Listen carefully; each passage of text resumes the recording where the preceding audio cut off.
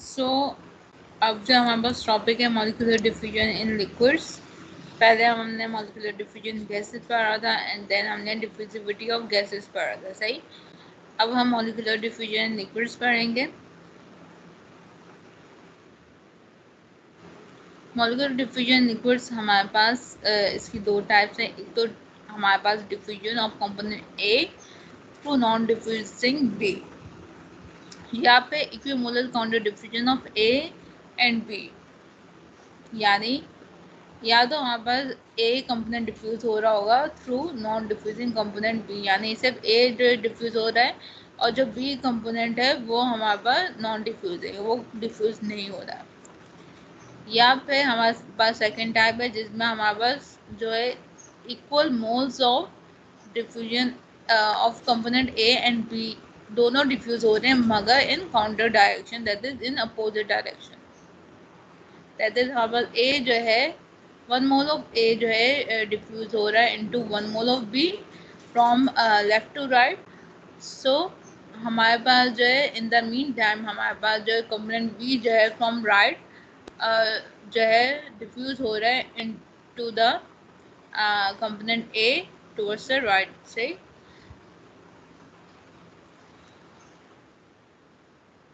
Molecular diffusion in liquids. Introduction में हम बस ये है कि डिफ्यूजन जो है लिक्विड्स की वो स्लो होती है as compare to the diffusion in gases, because हमारे पास जो है गैसेस में हमारे पास जो मॉलिक्यूल्स हैं वो फार अवे होते हैं फ्रॉम ईच अदर। फर्दरमोर जो है जो अट्रैक्टिव फोर्सेस होती हैं बिटवीन द मॉलिक्यूल्स वो वीक होती हैं, जबकि हमारे पास लिक्विड्स में जो है एज़ कम्पेयर टू गैसेस जो अट्रैक्शन फोर्सेस होती हैं of between the molecules are relatively stronger as compare to the diffusion as compared to the attractive forces of gases molecules. So diffusion liquid is very slow as compared to the diffusion gases. It is about 10,000 times slower as compared to the diffusion gases. For instance, the diffusivity of ammonia in air at 0 degrees centigrade and 1 atmospheric pressure is 1.99 exponent minus 5 meter square per second, while its diffusivity in water at 5 degrees centigrade and solute concentration of 3.5 kilomole per meter cube is only 1.24 exponent minus 9 meter square per second. इससे पता चलता है कि हमारे पास जो है gases में जब हमारे पास डिफ्यूजन हो रही है, सही, दैट इज कंपेरेटिवली जो है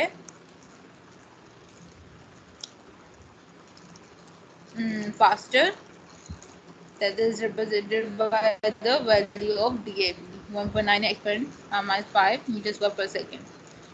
और वही डिफ्यूजन जो है that was diffusivity of ammonia in air. अगर हम जो है diffusivity of ammonia in water की बात करें, यानी लिक्विड में जो हमारे पास डिफ्यूज हो रहा है ammonia in air in sorry water at 5 degree centigrade temperature and solute concentration हमारे पास ये बताएंगे। सो इस कंडीशन पर हमारे पास जो है जो DAB है वो 1.24 इसमें -9 मीटर स्क्वायर पर सेकेंड है। सो DAB of gases is higher as compared to the DAB of the liquids. The molecular diffusion in gases is due to the kinetic motion of gas molecules, and its mathematical relations have been developed, whereas for the molecular diffusion in liquids, no such precise relation has been developed. हमारे पास जो molecular diffusion gases में जो है जो diffusion हो रही होती डिफ्यूजन जो गैसेस में डिफ्यूजन हो रही होती है मॉलिक्यूलर डिफ्यूजन, वो because of the kinetic motion of gas molecules हो रही होती है और इसके मैथमेटिकल रिलेशन जो है वो डेवलप हुए हैं। मगर जबकि हम मॉलिक्यूलर डिफ्यूजन लिक्विड्स की बात कर रहे हो तो वहाँ पर ऐसा कोई रिलेशन जो है वो डेवलप नहीं हुआ हुआ। Moreover both concentration and diffusivity of liquids very widely which make the situation even more complex. The flux equation mention below is applicable to both gases and liquids. ये equation है flux की, ये हमारे पास जो है gases और liquid in दोनों में जो है अप्लाई कर सकते हैं।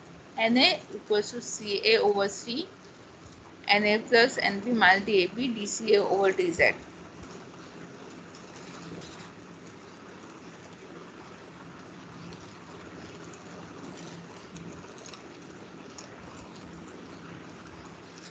To put the above equation it in a workable form, then integration of the equation requires that concentration and diffusivity are constant, ताकि यहाँ जो है इंटीग्रेशन अप्लाई हो सके। This is true for binary gas mixture but not so in cases of liquids where both concentration and diffusivity may vary considerably. Binary diffusion binary gas mixtures में फिर भी हम जो कंसंट्रेशन और डिफ्यूजिविटी को as a constant हम consider कर सकते हैं, ताकि हमारे पास इंटीग्रेशन जो है वो अप्लाई हो सके। बिकॉज हमारे पास जो कंसंट्रेशन डिफ्यूजिविटी इनमें बाइनरी गैस मिक्सचर में हमारे पास जो है इतनी वेरी नहीं हो रही होती, मगर जब हम जो है लिक्विड्स की बात करें, सही लिक्विड्स वहाँ हमारे पास कंसंट्रेशन भी बहुत वेरी कर रही होती है और डिफ्यूजिविटी भी, तो उस वजह से हम जो है कंसंट्रेशन और डिफ्यूजिविटी इन लिक्विड जो है वो हम जो है कांस्टेंट कंसिडर नहीं कर सकते। मोर ओवर हमारे पास viscosity of liquid often changes with the change in concentration। पर जैसे ही concentration जो है liquid की change हो रही होगी तो हमारे पास जो है viscosity भी alter हो रही होगी liquid की, which may affect the diffusivity। To overcome this situation, it is customary to integrate the equation with average values of total molar concentration and diffusivity between these 2 points। In addition to that, analogy with corresponding type of diffusion in gases has been found to give the equation in its final form. As in case of gases, 2 common types of diffusion have been considered.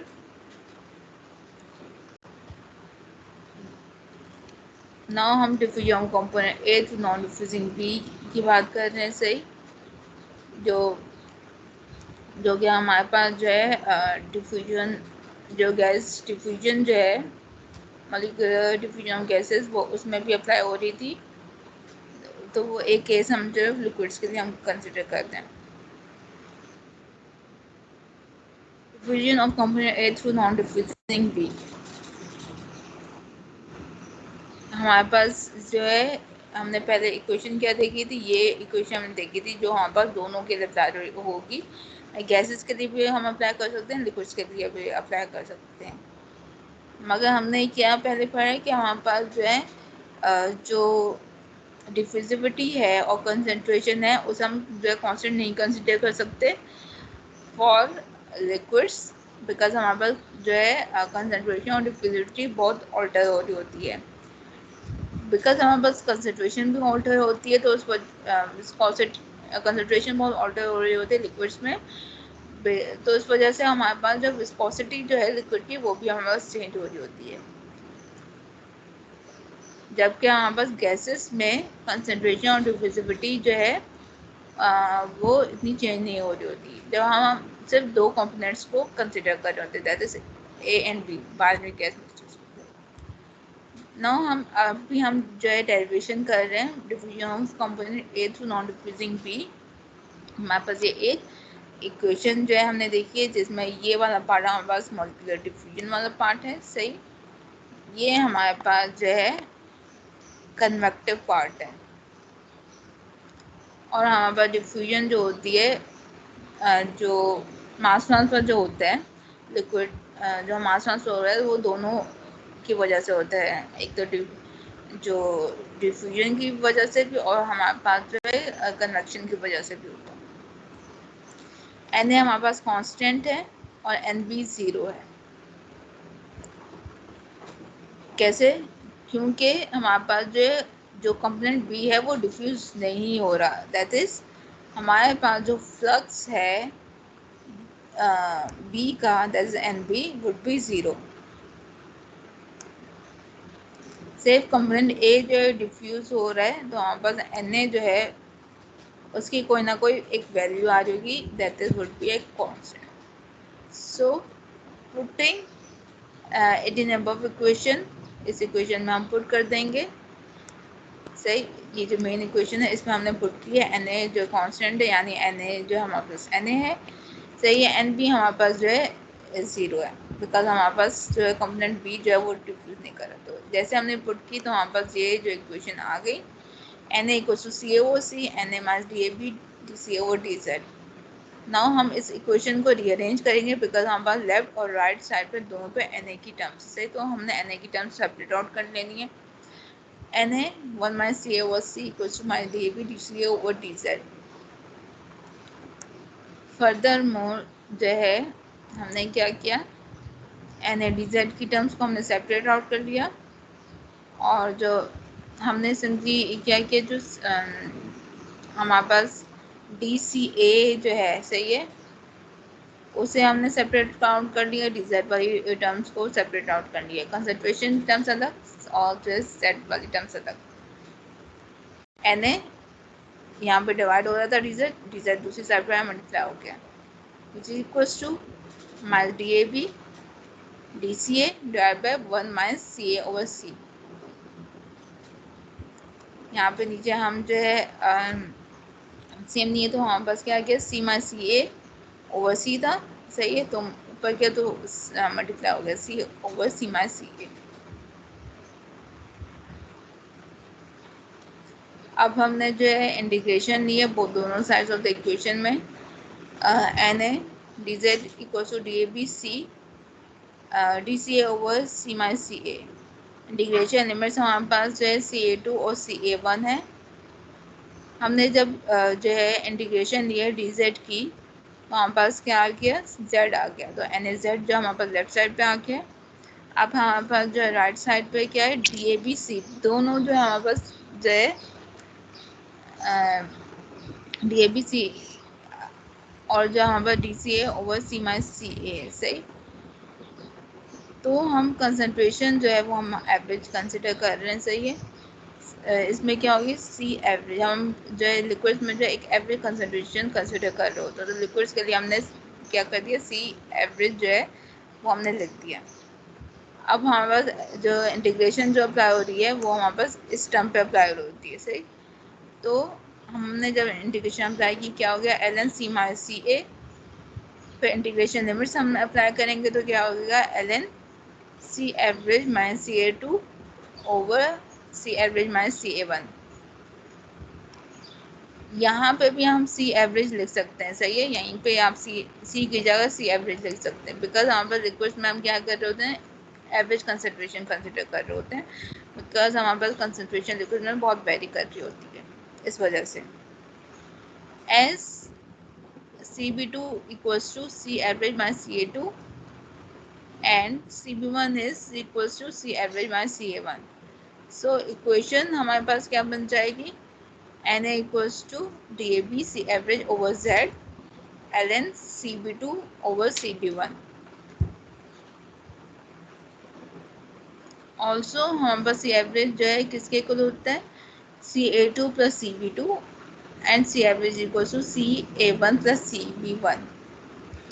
So comparing both equations in order to get CA2 CB2 minus CB1 equation, CA2 plus CB2 equals to CA1 plus CB1 होता है, तो हम पास CB2 minus CB1 किसके equal हो गया, CA1 minus CA2। Simply हमने rearrange किया इस इक्वेशन को in order to get CBM, that हम गैसेस में, हम जो मॉलिक्यूलर डिफरेंट गैसेस में हम क्या कर रहे होते हैं, PBM जो है टर्म जो है वो हम जो है कंसिडर कर रहे होते हैं, बिकॉज हमारे पास जो पार्शियल प्रेशर है वो जो हमारे पास जो चेंज हो रहा होता है गैसेस में, जबकि हमारे पास लिक्विड्स है उसमें हमारे पास कंसंट्रेशन चेंज हो रही होती है, तो हम जो है गैसेस में PBM वाली टर्म यूज़ कर रहे होते हैं, और हम जो लिक्विड्स में हमारे पास जो है CBM जो है टर्म यूज़ कर रहे होते हैं। कंसंट्रेशन और बर्न मिक्सचर जो है हमारा CBM से रिप्रेजेंट होता है। सही, which is equals to CB2 minus CB1 divided by ln CB2 over CB1.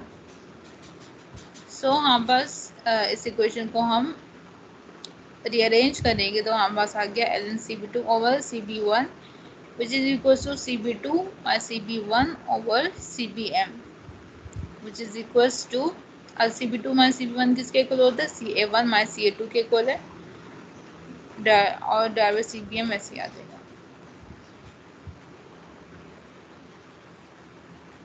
So putting above equation in the Na equals to DABC average over Z ln CB2 over CB1 उसमें हमने जो है इस equation को हमने put कर दिया. ये वाला पार्ट हमने पुट किया है इसमें, सॉरी ये वाला पार्ट हमने पुट किया है इसमें. सही है, इस वाले पार्ट ऑफ द इक्वेशन में.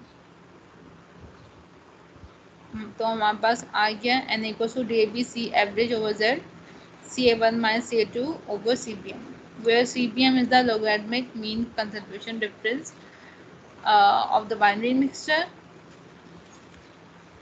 and alternatively putting CA over C equals to XA and CA equals to CXA and equation Na equals to C over C Na plus Nb minus DAB dC over dz put के तो हमारे पास equation आ गई है. सी की जगह जो हम सी एवरेज यूज़ करेंगे तो हमारे पास जो सी एवरेज हमारे पास जो है हमारे पास जो है बाहर आ जाएगा बिकॉज वो कांस्टेंट है सही. तो वहाँ पर डिफरेंशियल अप्लाई होगा D X over D Z S C average हमारे पास किसके इक्वल होता है डेंसिटी. सिंपली हमारे पास पता है कि कंसंट्रेशन हमारे पास डेंसिटी डाइवर मॉलिक्यूलर वेट के इक्वल है सही. तो हमारे पास जो है जो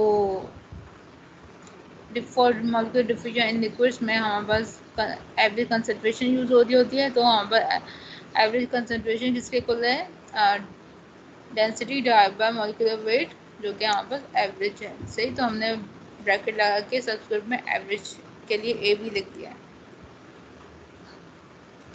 Where density rho is the density of the liquid and m is its molecular weight. So putting in a number of equation हमने इसी ये जो इक्वेशन है इसमें हमने जो है सी एवरेज को सब्स्टिट्यूट कर दिया. जो सी एवरेज ये था इसे हमने सब्स्टिट्यूट किया तो हमारे पास जो है Na equals to XA Na plus NB minus DAB rho over M average DX over DZ आ गया.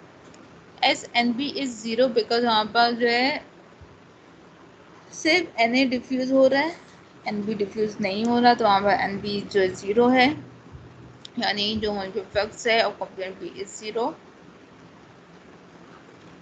तो हमारे पास इक्वेशन ये बन जाएगी by putting NB equals to 0. फिर हम इस इक्वेशन को रीअरेंज करेंगे यानी कि दोनों टर्म्स हमारे पास Na की टर्म हमारे पास लेफ्ट और राइट साइड दोनों पे थी. तो हमने एक साइड पे सेपरेट आउट कर लिया Na की term Na 1 minus Na bracket 1 x equals to minus DAB rho over M average DX over DZ. Furthermore पे हमने क्या किया इसमें जो डिफरेंशियल वाली जो टर्म्स हैं उन्हें यहाँ सेपरेट आउट कर दिया. DXA को हमने जो है राइट साइड पे कर दिया और जो डिज़ायर वाली टर्म है वो हमने लेफ्ट साइड पे कर दी. यानी हमारे पास कांस्टेंट है सही है. तो वहाँ पर इंटीग्रेशन जब अप्लाई होगी वो सिर्फ DZ पे अप्लाई हो रही होगी. अब हमारे पास DB raw over M average ये भी हमारे पास कांस्टेंट्स है सही. तो इंटीग्रेशन हमारे पास जो है इस वाली टर्म पे अप्लाई हो रही होगी. इंटीग्रेशन लिमिट्स हमारे पास जो है फाइनल माइनस इनिशियल होती हैं सही. XA2 और XA1 हमारे पास फाइनल और इनिशियल जो है लिमिट्स हैं. So Na equals to DAB over Z rho over M average ln 1 minus XA2 over 1 minus XA1 ये हमारे पास आ जाएगी ये इक्वेशन. फर्दरमोर हमारे पास XB2 किसके इक्वल होता है 1 माइनस XA2 के होता है और एक्स बी वन वहाँ पर मैं एक्स ए वन के इक्वल होता है सही। तो हमारे पास जो है हमने क्या किया, इसमें सब्स्टिट्यूट किया है इन दोनों इक्वेशंस को इस इक्वेशन, ये जो इक्वेशन है इस इक्वेशन में, इस वाले पार्ट में और इक्वेशन बन जाएगी n equals to D A B over Z rho over M average L N X P two over X P one sum of mole fractions जो होते हैं हमारे पास कंपोनेंट्स के ए एंड बी के, वो इक्वल्स टू 1 होते हैं at final and initial conditions, that is 1 equals to xa2 plus xb2 and furthermore 1 equals to xa1 plus xb1.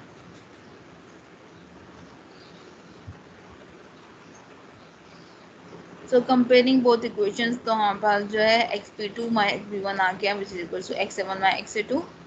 हम xb1 जो है that is logarithmic mean mole fraction difference find out करेंगे of the binary mixture, that is xbm equals to xb2 my xb1 over ln xb2 over xb1. So हम इस equation को rearrange करेंगे तो हम ln xb2 over xb1 किसके equal आ गया, xb2 minus xb1 over xbm which is equals to xb2 minus xb1 किसके equal होता है, इसके इक्वल होता है। तो हमने ये वाली ये जो है यहाँ पे मेंशन कर देंगे which is equals to xa1 minus xa2 over xbm. Putting this in equation na equals to dab over z over m average ln xb2 over xb1 equation में हम पुट कर देंगे तो हम बस ये इक्वेशन आ जाएगी na is equals to dab over z raw over m average xa1 minus xa2 over xpm. ये हमारे पास जो है मॉलिक्यूलर डिफ्यूजन लिक्विड्स की इक्वेशन है जब हमारे पास कंपोनेंट ए जो है वो डिफ्यूज हो रहा है through non diffusing component B.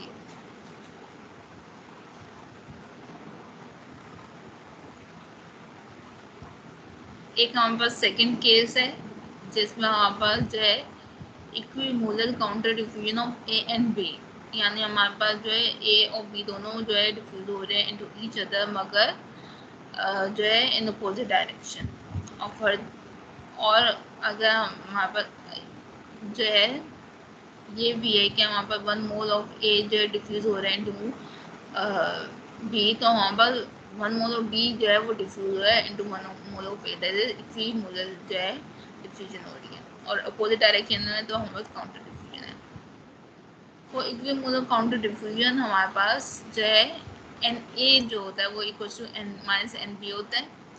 So putting it in the below equation, हमारे पास जो मेन इक्वेशन जो थी जो हमने स्टार्ट ऑफ द डेरिवेशन इस केस से पहले वाले केस से पहले हमने एक इक्वेशन देखी थी जो हम कह रहे थे कि गैस लिक्विड होने के लिए अप्लाई हो सकती है सही। वो जो हमने इक्वेशन जो है लिखी यहाँ पे, देन हमारे पास इक्विमोलर काउंटर डिफ्यूजन हो रही थी तो हमारे पास जो मोलर फ्लक्स है of component A would be equals to negative of the molar flux of component B। तो हमने ये सब्स्टिट्यूट किया इस इक्वेशन में तो हमारे पास आ गया n equal to C over C minus N B plus N B D B C over D Z plus minus minus हो गया सही, कैंसिल आउट हो गया तो हमारे पास ये वाली टर्म जीरो होगी। जीरो जब मल्टीप्लाई होता है किसी भी टर्म से सही है वो क्या हो जाता है, जीरो हो जाता है। सो ये पूरी टर्म अब जीरो हो गई तो हमारे पास क्या बच गया n equal to minus D A P C over D Z. Now rearrange करेंगे इस इक्वेशन को तो आ गया N A D Z equal to minus D A B D C A. Integration apply किया हमने तो हमारे पास आ गया N A Z equal to minus D A B C A two minus C A one. More rearrange करेंगे ताकि हमारे पास molar flux of component A की इक्वेशन आ जाए that is A N A की इक्वेशन आ जाए N A equal to D A B C A one minus C A two over Z. Alternatively हम लिख सकते हैं कि N A equals to X A bracket N A plus N B minus D A B C D X A over D Z, that is हम ये वाली equation हम लिख सकते हैं इन टर्म्स ऑफ दिस। सो अब हम इस पे अगर हम अप्लाई करें जो कि monotone counter diffusion of A into B, तो हम बस एन कुछ माइनस एन बी कर देंगे, सही। तो ये 0 हो जाएगा, सही। ये वाली पूरी टर्म, ये पूरी टर्म 0 हो जाएगी, तो हम बस क्या बचेगा N A equals to minus D A B C average D X A over D Z, ताकि हमारे पास इन टर्म्स ऑफ मोल्स वाली जो इक्वेशन आते थे।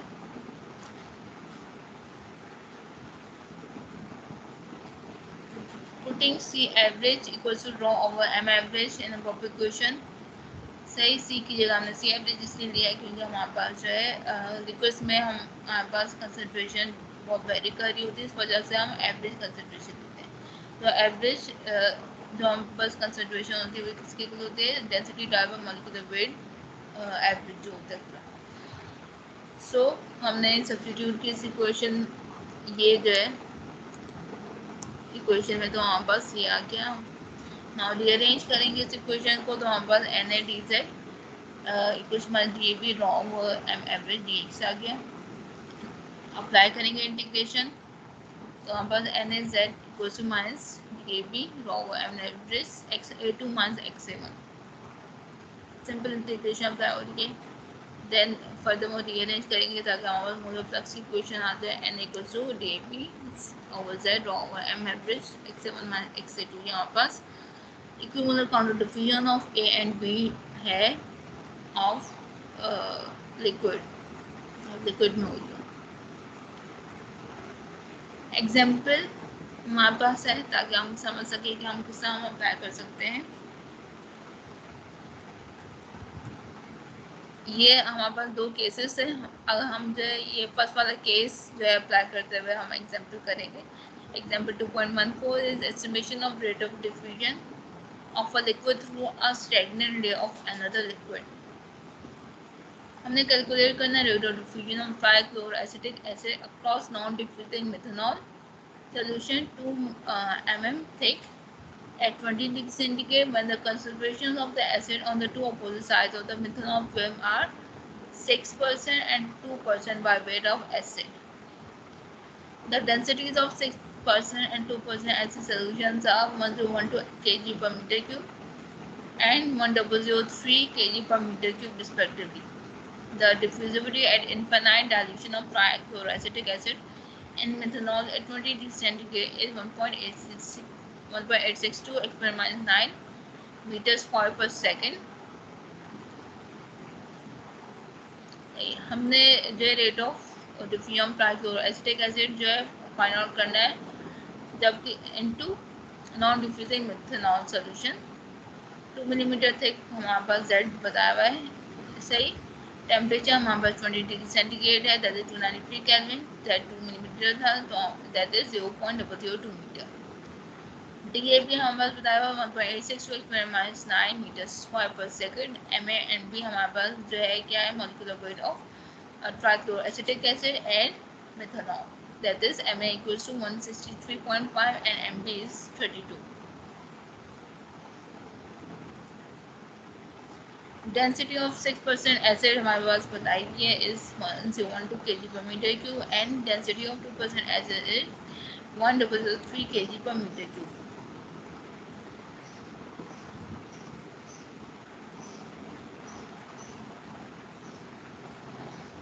हमने rate of diffusion of liquid through a second layer of another liquid find out करना है, द डिफ्यूजिविटी एंड सही,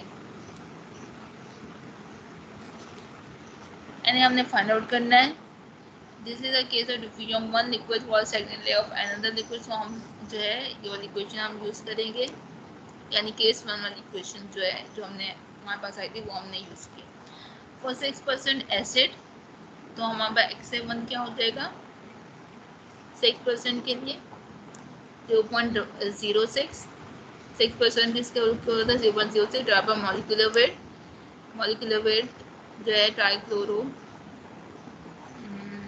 एसिटिक एसिड का, सही, that was 163.5 divided by total, that is 0.06 divide by 163.5 plus, अच्छा 6%, 100 माइनस 6% किसके इक्वल होता है 94%, which is equal to 0.94 divide by molecular weight 32 किसका है, ये आपके पास मिथेनॉल का है। सही, तो हमारा x1 आ जाएगा, that is 0.01234 mole fraction, that is trichloroacetic acid का जो है मोल फ्रैक्शन आ गया है एट जब आपके पास 1% जो है एसिड था। सो XB1 के इसके ऊपर हम कर सकते हैं, XB1 फाइंड आउट कर सकते हैं 1 माइनस XA1 करके, XA1 की वैल्यू हम सब्स्टिट्यूट कर देंगे तो XB1 आ गया 0.9876 mole fraction. Now for 2% acid, 2% acid के लिए जो है वहाँ पर XA2 XB2 हम फाइंड आउट कर लेंगे। XA2 क्या हो जाएगा, 2% किसका इक्वल होता है 0.02, सही, divide by molecular wait 163.5 divided by total, सही है, that is 0.02 divide 163.5 plus 100 minus 2% किसने इक्वल होता है 98%, that is 0.98 divide by molecular weight of methanol, that is 32। ये हमारे पास किसके, ये वाला हमारे पास ट्राइक्लोरोएसिटिक एसिड वाला पार्ट था, डिवाइड बाय टोटल, टोटल हमारे पास क्या होता है ट्राइक्लोरोएसिटिक एसिड है और मिथेनॉल वाला पार्ट। हाँ सही, क्योंकि हमारे पास ये दोनों ही पार्ट्स है A एंड B, इसके अलावा हमारे पास कुछ नहीं। सो XA2 वहाँ के 0.0039 मोल फ्रैक्शन, XB2 भी फाइंड आउट कर सकते हैं by subtracting 1 from XA2, XB2 आ गया हमारे पास 0.996 मोल फ्रैक्शन। XBM हमें पता है कि XBM किसके इक्वल होता है XB2 minus XBM, sorry XB2 minus XB1 divide by ln XB2 over XB1।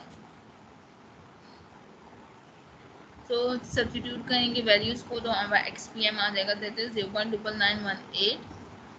Similarly जैसा हमने जो है जैसा हमने मोल फ्रैक्शंस जो है वो हमने फाइंड आउट किया XA1, XA2, XB1, XB2 and XBM।